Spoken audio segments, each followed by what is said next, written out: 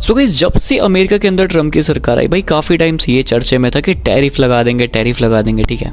अब गाइस बात ये कि टैरिफ लगा दिया, कितना लगाया, क्या लगाया, इसका क्या असर पड़ेगा स्टॉक मार्केट्स पे एंड बाकी चीज़ों पे, एंड कौन कौन सी कंट्रीज़ एंड कौन कौन से सेक्टर्स के ऊपर इसका जो इम्पैक्ट है वो पड़ने वाला है। सो आज की वीडियो के अंदर अपन ये सारी चीज़ों को डिस्कस करने वाला है इन डिटेल, ठीक है। सो जैसे कि आपको पता चल गया होगा कि ट्रम्प साहब ने जो है अभी कल मतलब कि 2 अप्रैल को अनाउंस कर दिया, ठीक है। एंड जो भी उनका टैरिफ वगैरह था वो सारी चीज़ें मैं इसमें मेंशन करने वाला हूँ वीडियो के अंदर कि कौन से सेक्टर में कहाँ पे क्या आपको देखने को मिलेगा।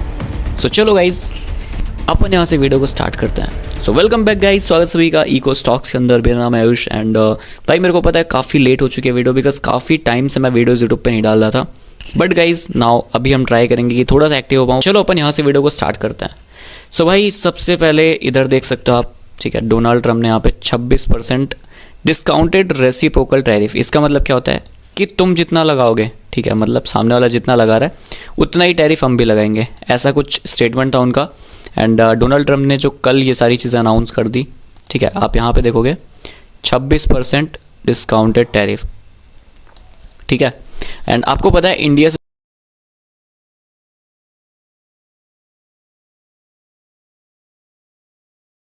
हम इंडिया में हम जो एक्सपोर्ट कर रहे हैं वो ज़्यादा चार्ज वहाँ पे कर रहे हैं, बट वो जो चीज़ें हमें भेज रहे हैं उन पे हम कम चार्ज कर रहे हैं। तो इस वजह से गाइस हम भी बढ़ाएंगे, ठीक है। तो ये ट्रम्प का कहना था। बाकी अगर आगे हम बढ़े तो यहाँ पे देखो, कल उन्होंने एक असेंबली में ये जो अपना जो रिप्रेजेंट किया रेसिप्रोकल टैरिफ है ना, इसमें देख सकते हो आप सारे कंट्रीज़ में। चलो मैं डिटेल में आपको दिखा देता हूँ। यहाँ पे देखो तुम, ठीक है, चाइना के ऊपर 67%, ठीक है, चाइना लगाता था, बट अभी जो है 34% यूएसए ने भी अप्लाई कर दिया। यूरोपियन यूनियन की बात करी जाए तो 39% वो लगाते थे एंड 20% इधर से यूएस ने अप्लाई कर दिया, ठीक है। और ताइवान, बाकी सारी कंट्रीज़ का आप लोग यहाँ पे पढ़ सकते हो। जापान 46% उनका था एंड 24%, भाई जापान के तो बुरे हाल हो चुके हैं। बाकी गाइस इंडिया की अगर बात करें तो 52% इंडिया लगाता था टैरिफ एंड अभी से 26% जो है यूएस टैरिफ लगाएगा इंडिया के ऊपर, ठीक है। अब देखो इसका क्या इफेक्ट पड़ेगा इंडिया के एक्सपोर्ट एंड इंपोर्ट को। सबसे पहले ये समझ लो कि इंडिया एक्सपोर्ट कितना कर रहा है, इंपोर्ट कितना कर रहा है, उसके बाद आपको सारी चीज़ें समझ में आएंगी। सो अपन यहाँ से आगे बढ़ते हैं। सो देखो 2023-24 का अगर हम डेटा देखें तो वहाँ पे 77 बिलियन डॉलर्स का जो एक्सपोर्ट है इंडिया ने वो किया था एंड इंपोर्ट की बात अगर करी जाए तो 42 बिलियन डॉलर्स का ही किया गया था।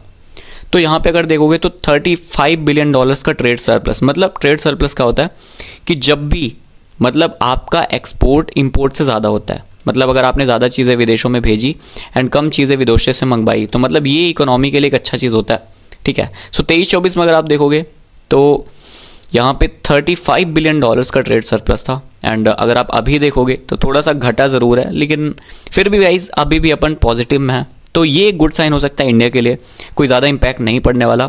अब देखो मैं आपको ये बता देता हूँ कि भाई कितने % क्या क्या चीज़ें इंडिया से इंपोर्ट होती हैं यूएस पे एंड कौन से सेक्टर्स पे इसका फ़र्क पड़ने वाला है सबसे ज़्यादा। सो अपन यहाँ पे आते हैं। सो देखो अपन यहाँ पे कितना एक्सपोर्ट करते हैं ये देख लो तुम इधर। सबसे पहले देखो इंडिया जो टोटल एक्सपोर्ट करता है वो कितना होता है, 437 बिलियन डॉलर। मतलब इतने के प्रोडक्ट्स हम इंडिया से हर साल एक्सपोर्ट करते हैं। और यूएस को कितना करते हैं, जस्ट 77 बिलियन, ठीक है। तो देख सकते हो भाई कितना बड़ा गैप है। मतलब बाकी की चीज़ें हम दूसरे कंट्रीज़ में एक्सपोर्ट करते हैं, ये नहीं कि सिर्फ हमारा इकलौता मार्केट सिर्फ यूएस है, ऐसा बिल्कुल भी नहीं है, ठीक है। सो ये अपन को एक प्लस पॉइंट मिल जाता है, ज़्यादा डिपेंडेंसी नहीं है अपनी, है ना।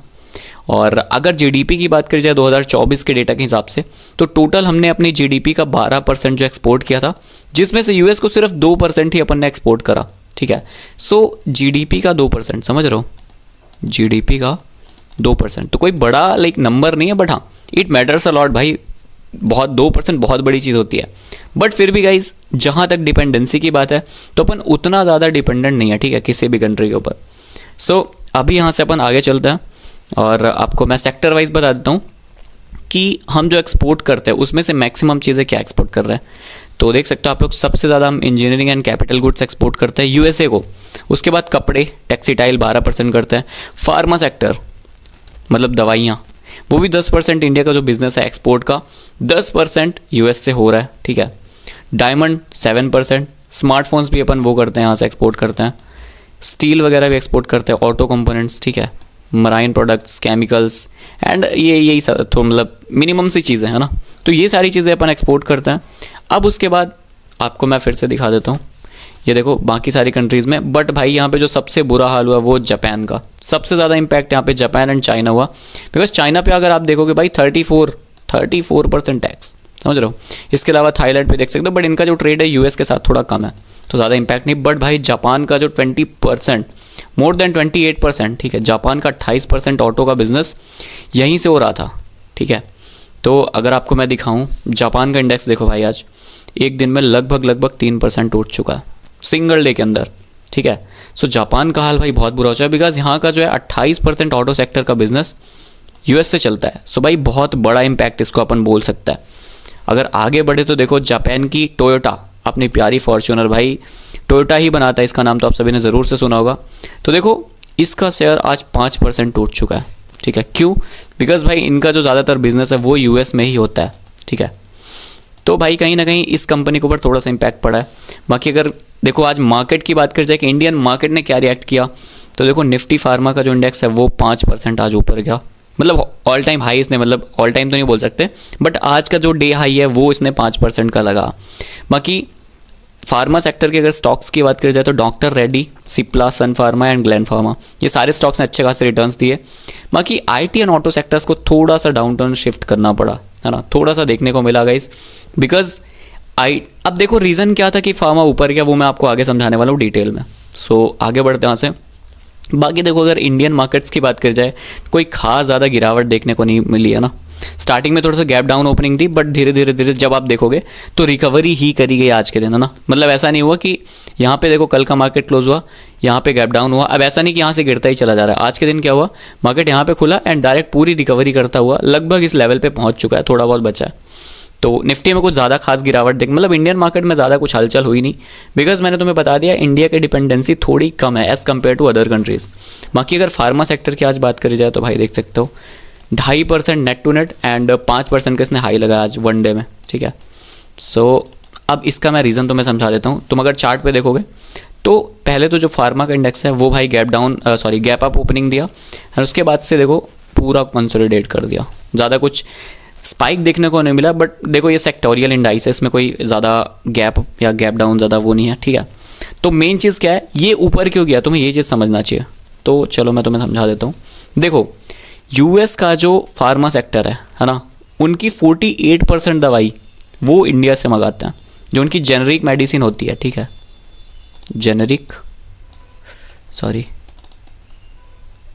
जो जेनरिक मेडिसिन होती है, अरे यार राइटिंग में मत जाओ गाइस, ठीक है। तो उनका 47 to 48% इंडिया से ही वो इंपोर्ट करते हैं। ऐसे में क्या होगा, अगर वो दवाइयों के ऊपर टैक्सेस बढ़ा देंगे तो दवाइयों की प्राइस बढ़ जाएगी यूएस के अंदर, और इससे क्या होगा, दवाइयाँ महंगी मिलेगी और सरकार को दिक्कत होगी। इसलिए उन्होंने जो है दवाइयों को टैक्स रिजीम से बाहर रखा, ठीक है। जो इन्होंने टैरिफ लगाया उससे बाहर इसको एग्जेम्प्ट कर दिया। तो मतलब समझ सकते हो कि दवाइयों पे कोई जो एक्स्ट्रा टैक्सेस है वो नहीं लिए जाएंगे, ठीक है। इससे क्या होगा, जो फार्मा कंपनीज हैं जो विदेशों में अपना एक्सपोर्ट कर रही हैं उनकी प्रॉफिट मार्जिन्स बढ़ेगी, और इसी वजह से आपने देखा होगा कि आज जो इंडेक्स है अपना, है ना, वो आज पॉजिटिव रहा है। So guys that's it for this video and I hope मैंने आपको सारे पॉइंट्स यहाँ पे देख सकते हो, मैंने सारी चीज़ें क्लियर कर दी होंगी। एंड जिनका अगर कोई डाउट है भाई सो कमेंट सेक्शन में आप लोग ज़रूर से टाइप कर दो। एंड मैं मिलता हूँ आपसे नेक्स्ट वीडियो में, तब तक के लिए bye bye, take care, love you. And भाई देखो अभी मैं रेगुलर यूट्यूब पे वीडियोस डालूंगा, ट्राई करूंगा भाई हफ्ते में 1-2 तो कर ही दूँ, है ना। So thank you so much. जो लोग नए हो भाई चैनल को सब्सक्राइब कर लेना, अगर इन्फॉर्मेशन पसंद आई है तो वीडियो को लाइक कर देना। And thank you so much for watching.